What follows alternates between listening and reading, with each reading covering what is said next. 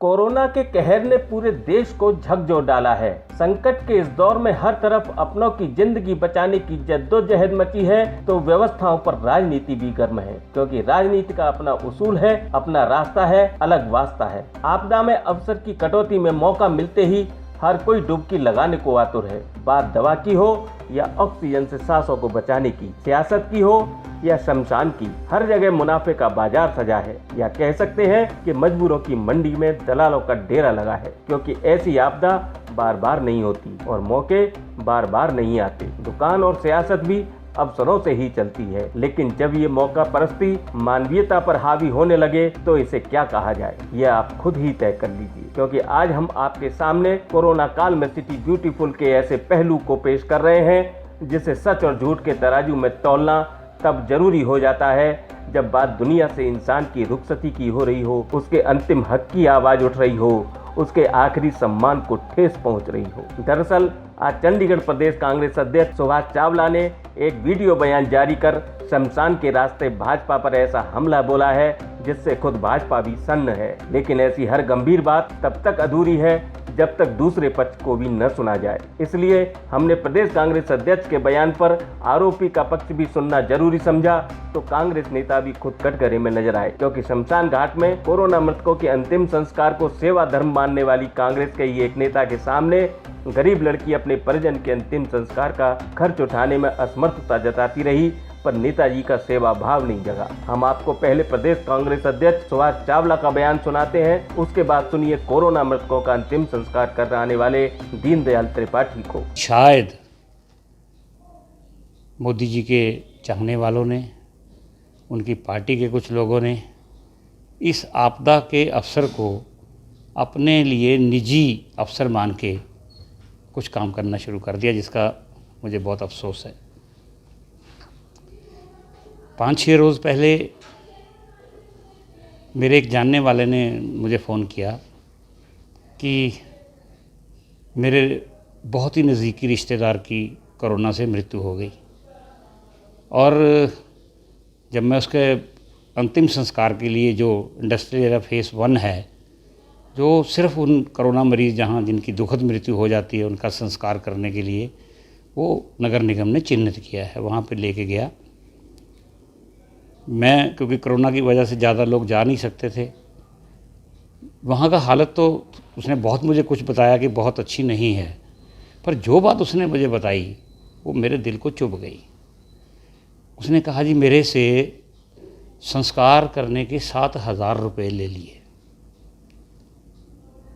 तो ये सुन के मुझे भी एकदम से हैरानी हुई कि बताइए क्या हुआ। तो जो उन्हें मुझे डिटेल बताई वो मैं आपके साथ शेयर करना चाहता हूँ। 3,000 रुपया जो उनके ऊपर दाह संस्कार के लिए लक्कड़ डाली जाती है, 2,000 रुपया की सामग्री वो ली जाती है, 500 रुपया जो हमारे आदरणीय पंडित जी वहाँ पूजा कराते हैं उनके लिए उन्होंने कहा कि 500 रुपये की पूजा करवाइए, और उसके बाद जो थोड़ी बहुत लेबर होती है वो तो चलो अपनी मांगते हैं जी, जैसे तो 500-700 रुपया वो रेडी रूडी वाले जो लक्कड़ लेके वो भी चले जाते हैं। तो मेरे से करीब उन्होंने 6500 और 6500 या 7,000 रुपये उन्होंने चार्ज किया। पर जो उसने बात ये की कि 3,000 रुपये की लकड़ियाँ डाल के भी पूरी लकड़ियाँ नहीं डालते। 2,000 रुपये की सामग्री मुझे समझ नहीं आया कि किस चीज़ के 2,000 रुपये लेते हैं।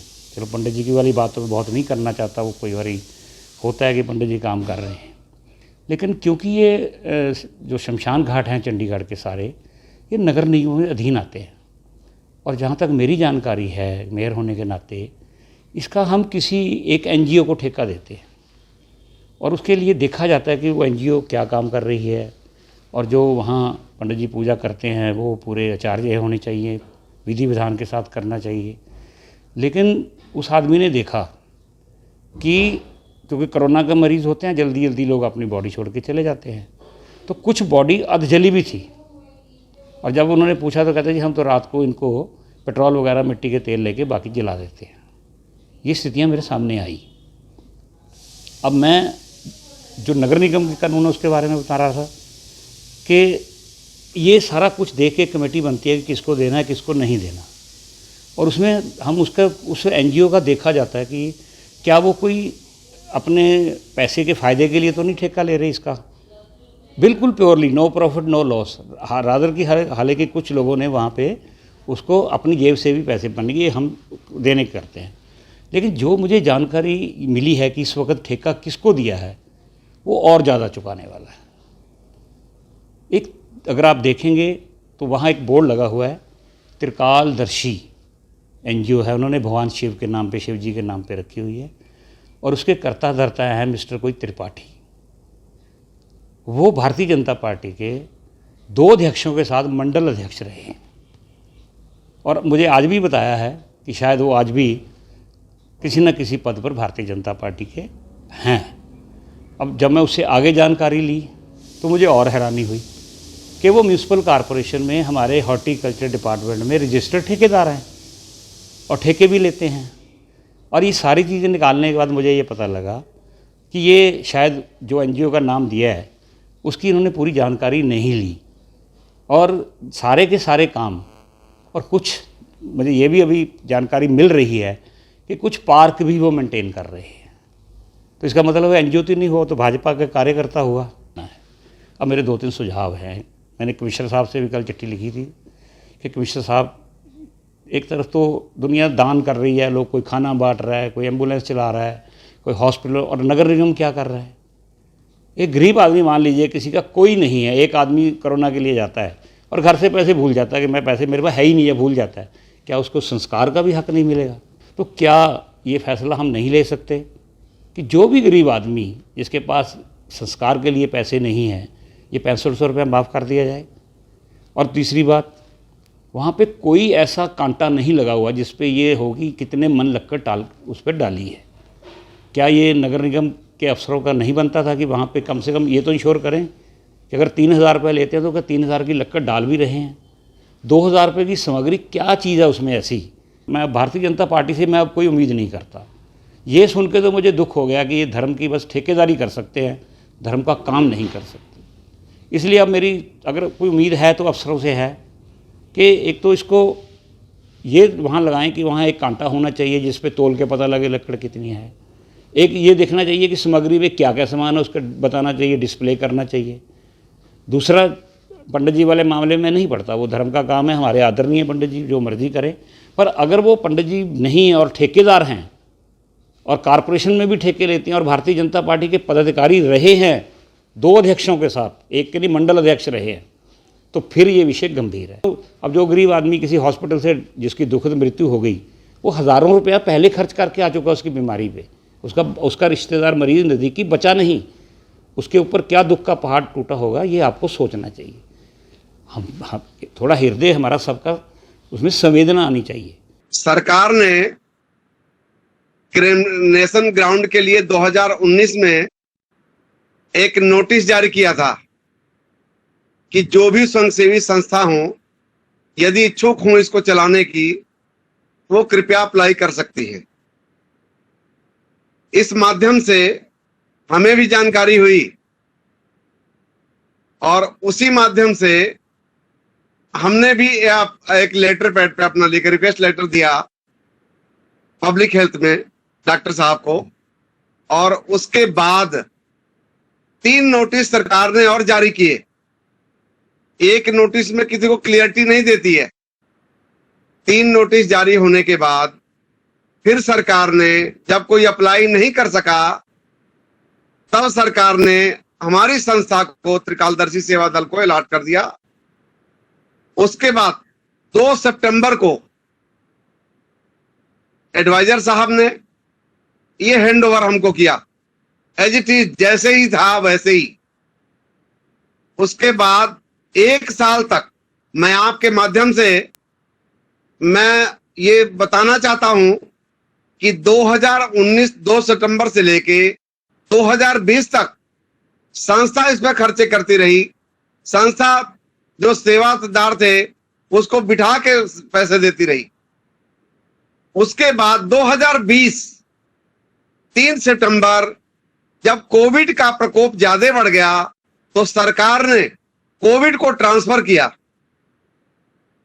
3 सितंबर को, उसके बाद और आज तक हम जो कोविड के पेशेंट हैं उनसे हम 3500 लेते हैं और प्लस सेवा जो वो दे दें वो हम उसकी पर्ची काटते हैं। दूसरी बात बात रही लक्कड़ कमी की, मैं किसी माध्यम से पता लगाया, मुझे 1 साल तक किसी ने हाल चाल नहीं पूछा कि भाई कोई आपको सेवा की जरूरत है, किसी चीज की कोई तकलीफ है तो बताएं, इसमें हम भी मदद करेंगे। कोई आगे नहीं आया, मैं सबके पास जा आया हूं, लेकिन उसके बावजूद भी किसी ने हाल चाल नहीं पूछा। आज हमारे लड़के रोटी नहीं खा पाते हैं जो सेवादार है, वहां रोटी को टाइम नहीं है। उसके साथ साथ लोग लाशों पर राजनीति करना शुरू कर दिए। मैं चेतावनी देना चाहता हूं इस माध्यम से, यदि बड़े शौकीन है इस माध्यम से, यदि करना चाहते हैं सेवा तो आके सेवा करके देख लें। इतने सालों तक पड़ा रहा तभी किसी ने नहीं किया। आज संस्था जब एक्टिव हो गई है तो उनको बड़ा वो होने लगा है कि भाई ये तो बड़ा लूट रहे हैं। मैं आपके माध्यम से बताना चाहता हूं कि यहां जो है सारी व्यवस्था सेवा संस्था ने किया, सरकार ने बड़ी मदद की, उसमें सारी व्यवस्था जो है हमने की। साफ सफाई आप देख ही रहे होंगे पहले क्या दुर्गति थी और आज की क्या स्थिति है। और जो लोग कह रहे हैं कि लक्कड़, मैंने एक बार गया था, आप मैं नाम नहीं लेना चाहूंगा, उन सबके पास भी उन्होंने एक बताया कि आप उनके पास चले जाओ। कुछ लोगों ने कहा रोड पर लक्कड़ है, चुप चुप के वहां रखिए। ऐसे भी लोगों ने, वही लोग जो आज इस विषय पर लाशों पर राजनीति कर रहे हैं, वही लोगों ने कहा कि लक्कड़ चुन चुन के रखिए और हंसने शुरू कर दिए। मैं गया था, मैं स्वयं जाने वाला हूं, लेकिन मैं उस बात की परवाह ना करते हुए सेवा में लगा रहा। आज जो स्थिति है, जो लोग कह रहे हैं कि जल नहीं रही है, ऐसा कुछ भी नहीं। बहुत सारे लोग हैं जो इस विषय को सराहनीय बता रहे हैं और बहुत सारे लोग हैं जो इस पर, जिनको फोटो खिंचवाने की, चर्चा में रहने की आदत है, कोई मौका नहीं मिल रहा है, वो एक माध्यम ढूंढ रहे हैं। चलिए ये भी एक माध्यम हो गया उनको टीवी स्क्रीन पर आने का, सोशल मीडिया के माध्यम से वो टीवी स्क्रीन पर आना चाहते हैं। जो लोग ऐसी बातें कर रहे हैं, एक तो कोई सामग्री नहीं लाते, मैं आपको स्पष्ट रूप से कह देना चाहता हूं, स्पष्ट जो सामग्री लेते हैं उसके पैसे अलग होते हैं। तो लोग जल्दीबाजी में लोग सामग्री उठा लेते हैं, सामग्री मुझे दीजिए जी, इकट्ठे पैसे दे देंगे, और इस माध्यम से वो सामग्री भी ले जाते हैं। बाद में वो अपनी पैसे देते हैं, जब एंट्री होती है तब उनको ये लगता है कि भाई ये पैसे अब दे देने चाहिए। और जो अफवाह ये फैला कर रहे हैं, हमारा सिर्फ 3500 रुपये कोविड के लिए है और 500 रुपये सेवा संस्था के लिए, और हम पर्ची देते हैं सर। कोविड के चक्कर में सामग्री नहीं लाते, तो सामग्री ले जा करके वो किसी दास को पकड़ा देते हैं, पैसे सेवक को, और वो ले आता है। और ले आने के बाद में फिर वो आदमी हम पर आरोप मत देता है, हमारा उसमें कोई रोल नहीं होता। चाहे वो बाहर से लेकर आए सामग्री, चाहे यहां से ले जाएं, सेवक देते हैं, सेवक ले जाते हैं, और वो कई खुशी को तो सेवक को भी पैसे देते हैं, भाई आपने बड़ी मेहनत की, बड़ी सेवा की है, पैसे देते हैं सेवक को। तो ये निराधार है। मैं किसी से इतना पैसा कभी नहीं लेता, सिर्फ 3000-3500 की कोई बात है वो हमारी संस्था इसको लेती है और सेवा के लिए काम करती है। अगर 6500-7000 किसी को दिए हैं तो वो एक बार देख ले कि भाई किसको दिया, हमारी जानकारी में नहीं है। जैसे ही हमारी जानकारी में आएगा हम उसमें संज्ञान लूंगा। मुझे नहीं पता ये बात जो कह रहा है बात, वही ये इस बात को समझ सकता है। मैं ज्यादा क्या कहूं, मेरे पास रोज इतनी फुर्सती नहीं होती हमारे पास। सतीश कहते जी एक दिन आए थे तो वो पूछ रहे थे, उनको भी बोला मैंने कि सर कितना पैसा लेते हैं। मैं कहा sir Satish ji, general body का 3000 रुपये, कोविड बाजी का 3500 रुपये, ये हमारा संस्था लेती है। उन्होंने कहा कि ठीक है जी, लोग परेशान हैं, मैं एडवाइजर साहब को कहूंगा कि वो इसमें कोविड फंड से आपको दें। ये हमारा विषय नहीं है, ये आपका विषय है, प्रशासन का विषय है। हमें जो प्रशासन ने सेवा लगाई है, सेवा में कोई कोताही है, किसी को दिक्कत आ रही है, किसी के माध्यम हम टॉर्चर कर रहे हैं, वो हम जिम्मेवार है, हमारी संस्था जिम्मेवार है। हमारी संस्था, देखिए कई लोग ऐसे होते हैं जिनको पता ही नहीं होता है, रेड क्रॉस में जो गाड़ी में आती है बॉडी, वो कई लोगों को ये पता होता है कि लगता फ्री में होगा, ये अक्सर। तो एक बार मकबूल मसीह में आपके माध्यम से संदेश देना चाहूंगा, लाश जला करके वो व्यक्ति चला गया, न एंट्री कराया और न ही पैसे दिया, और एंट्री भी नहीं कराया और न ही पैसे दिया। रेड क्रॉस के माध्यम से मैंने पता किया कि वो मकबूल मसीह था, क्योंकि रेड क्रॉस के पास रिकॉर्ड होता है। उसके बाद परसों की बात है, एक विशाल नाम का व्यक्ति आया और वो संस्कार किया, सहारनपुर चला गया। रेड क्रॉस के माध्यम से पता चला कि वो तो ये एड्रेस है। पहली बात तो फोन करने पर फोन नहीं उठाया, फोन नहीं उठाने के बाद में 2-3 बार फोन उठाया तो कह रहा जी मेरे पास तो पैसे नहीं, मैं गरीब आदमी हूं। मतलब ये, और फिर वो संस्था बहन करती है, वो संस्था बहन करती है, अन्य कोई बहन नहीं करता। सतीश जी के सामने एक बच्ची आके रोने लगी, कह रही अंकल मेरे पास पैसे नहीं है और मैं ये स्थिति है हमारी, हम कैसे कर पाएंगे।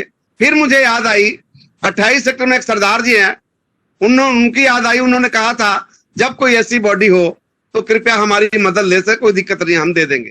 उनको फोन किया मैंने, वो बेचारे आ करके उनको पैसे दिए, उनकी मदद किए। जी, हमारी संस्था 5-7 लोग ऐसे लोग हैं जो ऐसे बॉडियों के लिए, जब उनको जो लवारिस हो या कोई असहाय हो, जरूरतमंद हो, उसकी सेवा करने के लिए वो तत्पर हैं हर वक्त। लेकिन सतीश कैंथ जी ने एक शब्द, एक बार ये नहीं बोला वो मेरे तरफ से ये लो मदद ले लो आप।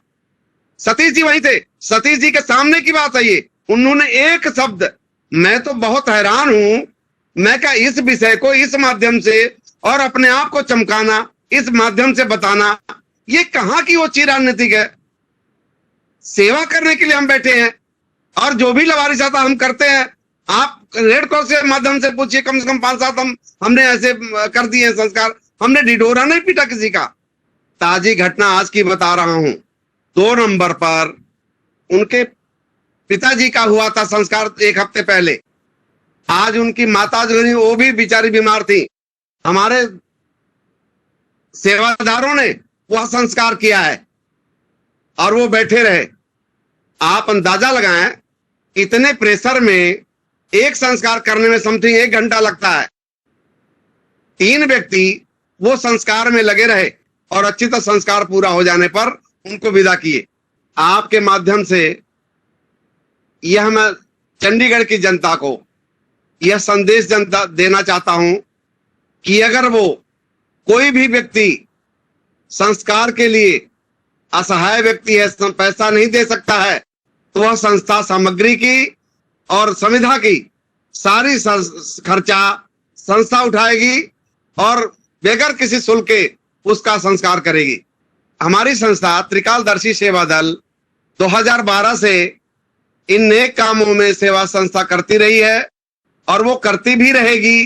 कोई भी असहाय व्यक्ति, हमें जहां तक पता चल जाता है, हमने कोविड में भी, जब कोविड में पीछे राशन की दिक्कत रही है, उस वक्त हम लोगों ने, ये बताने की आवश्यकता नहीं है, सेवा करने के बाद बताना जरूरी नहीं है, लेकिन आपके माध्यम से मैं संदेश देना चाहूंगा कि जो भी हर संभव प्रयास संस्था कर रही है और करती रहेगी, किसी के पास भी किसी प्रकार की यदि कोई दिक्कत परेशानी है, दवा तक के लिए भी है, तो हमारी संस्था सक्षम है और उसके सेवा के लिए तत्पर है, हर वक्त तैयार रहेगी। मैं बीजेपी का मंडल अध्यक्ष रहा हूं, मैं प्रदेश कार्यकारिणी सदस्य रहा हूं, मैं डिस्ट्रिक्ट मेंबर रहा हूं, लेकिन मेरी सेवा देखने के बाद प्रशासन ने मेरी संस्था की सेवा देखने के बाद इस मुकाम पर पहुंची कि मैं ही एक अप्लायर था और कोई अप्लायर नहीं था, और इसलिए सरकार ने हमें इसको सौंपा। 2 सितंबर को कमिश्नर साहब ने सौंपा, एडवाइजर साहब ने सौंपा, अन्य गणमान्य अधिकारी से सबने सौंपा, और बखूबी मैं कोशिश कर रहा हूं कि मैं शिकायत का मौका ना दूं। सेवा जैसे आप प्रशासन ने हमें इस काबिल समझा है, उसी तरह सेवा करता रहूं। और ये तो अंतिम यात्रा सर, ये तो अंतिम यात्रा है। मुझे शर्म आ रही है उनके लोगों के इस वक्तव्य पे, जो लोग इस विषय पर भी, इसी महामारी में भी अपना फोटो खिंचवाने का, टीवी पे आने पास, सोशल मीडिया के माध्यम में से आने का, वो अपना माध्यम ढूंढ लेते हैं और उनके पास कोई काम नहीं है, कहीं कोई काम नहीं है, और यही काम रह गया है कि लाशों पर राजनीति करें।